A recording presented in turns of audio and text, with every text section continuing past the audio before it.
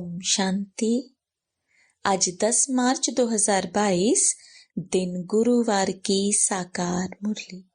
आइए अब सुनते हैं मीठे बाप दादा के मधुर महावाक्यों को। मीठे बच्चे, भगवान जिसे सारी दुनिया याद करती है वह तुम्हारे सम्मुख बैठा है। तुम ऐसे बाप से पूरा वर्षा ले लो, भूलो मत। प्रश्न: बाप की श्रीमत पर यथार्थ चलने की शक्ति किन बच्चों में रहती है? उत्तर: जो अपना सच्चा सच्चा पोता मेल बाप को सुनाकर हर कदम पर बाप से राय लेते हैं। बाप से राय ली तो उस पर चलने की शक्ति भी मिल जाती है। बाप बच्चों को श्रीमत देते हैं। बच्चे उस पर कमाई के पीछे यह कमाई मिस नहीं करो, क्योंकि वह पाई पैसे की सारी कमाई खत्म होने वाली है। हर बात में श्रीमत लेते बहुत खबरदार रहो। संभल कर चलना है, अपनी मत नहीं चलानी है। गीत छोड़ भी दे आकाश सिंहासन।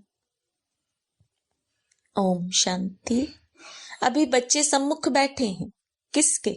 बेहद के बाप और दादा के। यह बड़ी वंडरफुल चीज है। बेहद का बाप परम पिता परमात्मा और फिर बेहद का दादा प्रजापिता ब्रह्मा, दोनों सम्मुख बैठे हैं। किसके? बच्चों के। तो यह जैसे ईश्वरीय कुटुंब अर्थात परिवार बैठा है और बेहद का बाप बैठ बच्चों को पढ़ा रहे हैं अथवा सहज राजयोग सिखला रहे हैं। यह बुद्धि में रहे तो खुशी का पारा भी चढ़े। गीत भी ऐसे कहते हैं कि बाबा आओ, इस समय बहुत दुख है। आवाहन करते रहते हैं और यहाँ तुम्हारे सम्मुख बैठे हैं। तुम जानते हो बेहद का बाप इस दादा द्वारा हमको पढ़ा रहे हैं। बच्चों में भी नंबरवार पुरुषार्थ अनुसार बुद्धि में निश्चय है। बैरिस्ट्री पढ़ते हैं तो जरूर निश्चय होगा ना। यह हमको बैरिस्ट्री पढ़ाते हैं। फलाना सर्जन हमको सर्जरी सिखला रहे हैं। यह ऐसी वंडरफुल चीज है कि अभी अभी कहते हैं हमको पक्का निश्चय है। बेहद का बाप निराकार हमको पढ़ाते हैं, राजयोग सिखलाते हैं। अभी अभी कहाँ बाहर दूर गए तो निश्चय टूट पड़ता है। वंडर है ना। भगवान जिसको सारी दुनिया याद करती है वही बच्चों के सम्मुख बैठ कहते हैं, बच्चे अब अच्छी रीति बाप से वर्षा लेने का पुरुषार्थ करो। समझते भी हैं फिर सेकंड में भूल भी जाते हैं। तुम बेहद के बाप के सम्मुख बैठे हो और श्रीमत पर चलना होता है कदम कदम पर। लेकिन चलेंगे वही जिनका सारा समाचार बाप को मालूम होगा। बच्चों की रहनी करनी आदि का पूरा समाचार बाप के पास आना चाहिए, तो बाप को भी मालूम पड़े और उस रीति फिर समय प्रति समय राय देते रहे। कदम कदम पर श्रीमत लेनी पड़े। यह है गॉड फादरली यूनिवर्सिटी। इसमें अच्छी रीति पढ़ना है। ऐसे नहीं आज पढ़ा फिर कब कोई काम पड़ा तो पढ़ाई मिस कर दी। वह सब काम है पाई पैसे के। इस दुनिया में मनुष्य जो भी कमाई करते हैं वह कोई रहने वाली नहीं है, सब खत्म हो जाने वाली है। बाप कमाते हैं बच्चों के लिए। समझते हैं पुत्र पोतरे, पर पोतरे खाते रहेंगे। फिर बच्चा जब बाप बनेंगे तो वह अपने बच्चों के लिए कोशिश करेंगे। अब तो विनाश सामने खड़ा है, तो बाप को जब बच्चों के पोता मेल का मालूम पड़े तब तो मत दे। कदम कदम पर पूछना पड़ता है, ऐसे नहीं कोई विकर्म हो जाए। यह है बेहद का घर। बाप ऐसे बैठ समझाते हैं जैसे हूबहू हद के घर में लौकिक बाप समझाते हैं। सब बच्चे जानते हैं हम ब्राह्मण हैं। कोई से पूछो भगवान तुम्हारा क्या लगता है तो कहेंगे वह तो सबका बाप है। फिर पूछो वह कहाँ रहते हैं तो कह देंगे सर्वव्यापी है। बेहद के बाप को नहीं जानते। तुम बच्चे अभी बाप को यथार्थ रीति जानते हो तो तुम्हें दैवी मत पर चलना है। बाप आए हैं देवी देवता बनाने के लिए। कदम कदम श्रीमत पर चलना पड़े। पंडे लोग यात्रा पर ले जाते हैं तो खबरदार करते रहते हैं, कहते हैं संभल कर चलो। ऐसे भी बहुत हैं जो तीर्थों आदि को नहीं मानते हैं। तीर्थ माना भक्ति, तीर्थ को ना माना गोया भक्ति को ही नहीं माना। भक्ति मार्ग आधा कल्प चलता है। भगवान की खोज करते रहते हैं, बहुत भावना रखते हैं, शिव के आगे बहुत जाते हैं, समझते हैं भगवान का दीदार हो जाए, यह है भावना।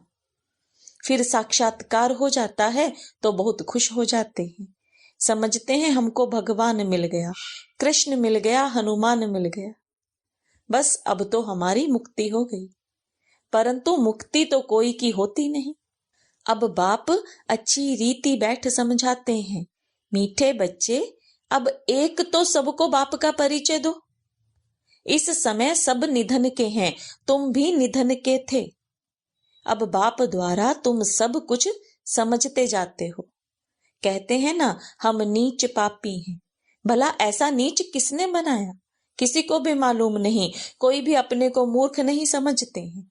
यह ड्रामा अनादि बना हुआ है, सबको नीचे जाना ही है, भ्रष्टाचारी बनना ही है।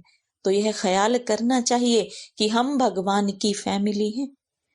भगवान हमारा बाप है तो जरूर हम विश्व के मालिक होने चाहिए। फिर हमारी ऐसी दुर्गति क्यों हुई है? यह किसी की भी बुद्धि नहीं चलती है। एक तरफ कहते परमात्मा सर्वव्यापी है, दूसरे तरफ कहते शांति कैसे स्थापन हो। मूंझ पड़े हैं, कॉन्फ्रेंस करते रहते हैं, समझाने से भी समझते नहीं हैं। उन्हों को समझना है अंत में। तुम बच्चों को योग में रहकर कर्मातीत बनना है। तुम ही संपूर्ण निर्विकारी थे, फिर बनना है। बाकी जो इतने धर्म हैं वह सतयुग में नहीं होंगे। जो सतयुग में थे वही बहुत समय से अलग हुए हैं। उनके लिए ही कहा जाता है सिकी लदे, आत्मा परमात्मा अलग रहे बहुकाल। कौन सी आत्माएं पहले पहले परमधाम से आई यहाँ पाट बजाने? पहले पहले आती हैं देवी देवता धर्म की आत्माएं पाट बजाने। उन्हों को ही अपने धर्म में लाना होगा। बाप कहते हैं उनके लिए ही आना पड़ता है, साथ में सबके लिए भी जरूर आना पड़े, क्योंकि सबको मुक्ति देनी है। अब देवता धर्म है नहीं, उनका ही सैपलिंग लगना है। कोई किस धर्म में, कोई किस धर्म में चले गए हैं, वही निकल पड़ते हैं। यह धर्म की स्थापना कितनी वंडरफुल है। तब तो कहते हैं हे प्रभु तेरी श्रीमत गति सदगति की बड़ी वंडरफुल है। जो कोई समझ ना सके देवी देवता धर्म की स्थापना कैसे होती है। इतना समय जो पतित देह अभिमानी बन पड़े हैं, उनके लिए फिर देही अभिमानी बनना, इसमें मेहनत लगती है। घड़ी घड़ी भूल जाते हैं। बाबा कहते हैं उठते बैठते मुझे याद करो। विकर्मों का बोझा तुम्हारे ऊपर बहुत है। सुख भी तुमने बहुत देखा है, दुख भी तुमने बहुत देखा है। अब फिर दुख से तुमको सुख में ले जा रहा हूं, तो श्रीमत पर चलना पड़े। और फिर औरों को भी याद दिलाते हैं सृष्टि चक्र का राज समझाना बड़ा सहज है। उनको ही त्रिकालदर्शी कहा जाता है। बाबा ने समझाया है, बोलो भगवान के तो तुम बच्चे हो ना। भगवान है स्वर्ग का रचयिता, तो भगवान से जरूर स्वर्ग का वर्षा मिलना चाहिए। यह बात तुम ही जानते हो और तुम ही पूछ सकते हो। कहते हैं ईश्वर ने पैदा किया तो तुम ईश्वर के वारिस होने चाहिए ना। ईश्वर बाप स्वर्ग का रचयिता, फिर तुम नरक में क्यों पड़े हो? यह तो तुम जानते हो, हम पहले स्वर्ग में थे। रावण ने हमको नरक में ढकेला है। रावण क्या चीज है यह भी कोई नहीं जानते। तुम याद दिला सकते हो, भारत ही प्राचीन स्वर्ग था और भारतवासी स्वर्ग के मालिक थे। अभी भारत नरक बना है, यह खेल बना हुआ है। राम राज्य और रावण राज्य आधा आधा है, यही खेल है। फिर उनके बीच में क्या होता है वह भी डिटेल बैठ समझाते हैं। कोई कोई बच्चे निश्चय बुद्धि हैं जो समझते हैं हम बाप के सामने बैठे हैं। बाबा त्रिनेत्री त्रिकालदर्शी है, त्रिमूर्ति है, ब्रह्मा विष्णु शंकर का भी रचयिता है। त्रिमूर्ति शिव के बदले त्रिमूर्ति ब्रह्मा का नाम रख दिया है। अब त्रिमूर्ति का रचयिता ब्रह्मा कैसे हो सकता? गाते भी हैं ब्रह्मा द्वारा स्थापना, शंकर द्वारा विनाश, तो रचयिता जरूर कोई दूसरा होगा। इतनी छोटी बात को भी कोई समझते नहीं है। शिव बाबा ब्रह्मा द्वारा स्वर्ग का वर्षा देंगे और क्या देंगे? विष्णुपुरी कौन स्थापन करते हैं? बाप विष्णुपुरी अर्थात लक्ष्मी नारायण का राज्य स्थापन कर रहे हैं, यह भी किसी को मालूम नहीं है। विष्णु का अलग चित्र बनाए उनको नर नारायण कहते हैं और लक्ष्मी नारायण का फिर अलग अलग बना दिया है। चित्र कैसे वंडरफुल बना हुआ है। तुम बच्चों को प्रदर्शनी में समझाना होता है। प्रदर्शनी हो, बच्चे अपने ही धंधे में लगे रहें तो थोड़े ही समझेंगे कि इसने बाबा को पहचाना है। बाप समझ जाते हैं यह खुद ही पूरा समझा हुआ नहीं है, तब तो सर्विस पर नहीं भागते हैं, नहीं तो झट सर्विस पर भागना चाहिए। अंधों की लाठी ना बने तो गोया खुद ही अंधे हैं। बाबा को जानते नहीं, किसी को कहना थोड़े ही होता है कि तुम सर्विस पर जाओ। आपे ही आना चाहिए, बाबा हम सर्विस पर जा सकते हैं, आप परमिशन दो। बाबा जानते हैं कौन कौन सर्विस कर सकते हैं। ऐसा कोई लिखता नहीं है कि बाबा हम रेडी हैं। मनुष्य को कौड़ी से हीरे जैसा बनाना है। अगर 10, 20, 50 रुपया नहीं कमाया तो क्या हुआ? बहुतों का कल्याण करना है, परंतु पूरी पहचान नहीं। कोटों में कोई जानते हैं? हमारे पास भी थोड़े बच्चे हैं सर्विसेबल, जिनको टेलीग्राम करके बुलाना पड़ता है। आपे नहीं कहते हैं बाबा हम तैयार हैं। बाबा देखते हैं किसी को सर्विस का शौक है। मनुष्य जो जानवर मिसल बन पड़े हैं उनको देवता बनाना है। तुम बच्चों को निरअहंकारी बनना है। हेड में तो बड़ी नम्रता चाहिए। बाप कितना निरअहंकारी है। कोई कोई बच्चों में बहुत अहंकार है। जैसा कर्म मैं करूंगी मुझे देख और भी करेंगे, उसका दंड उनकी अवस्था गिर पड़ेगी। बाबा कहते हैं बच्चे तुम्हें सब कुछ अपने हाथ से करना है। बाबा कैसे साधारण रीति पढ़ाते हैं। मनुष्य तो समझते हैं वह सर्वशक्तिमान है, क्या नहीं कर सकते हैं, परंतु बाबा कहते हैं मुझे तो सर्वेंट बनकर आना पड़ता है।